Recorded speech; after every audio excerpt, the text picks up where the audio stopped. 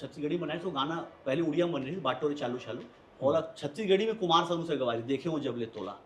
तो भाई दिलीप भैया मोरे बोले कि नितिन ये गाना कुछ मंच पे तुम गाओगे क्योंकि तुम कुमार सानू स्टाइल किशोर कुमार स्टाइल में गाते हो, इसको तुम गाओ।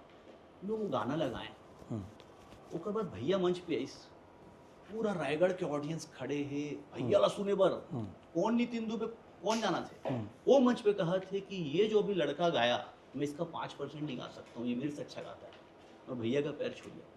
कहा आज आज आज ये मंच में कोई तारीफ नहीं करे खुद के। ऐसे कोई बोली। हाँ तो एक दो कलाकार मैं जानता हूँ जीवन आने वाले पीढ़ी फूल नाम ले लेके बलाते। हाँ तो अब मैं जब ये सब देख के मैं बढ़े हूँ तो वो गुण ढावे वही चीज है। तो हमन ला भी अच्छा लगता है। हम रायगढ़ के जो भी कलाकार देवेश भैया हमन बालू भैया कहते प्यार से। हाँ तो बालू भैया के मतलब ओकर जस गीत लगा गा के और पथरा के देवता आज मतलब गायक बड़े हो एक साथ दिल बड़े है रायगढ़ वाला हाँ, उनके। हाँ ओकर बाद हमार सूफी सिंगर आके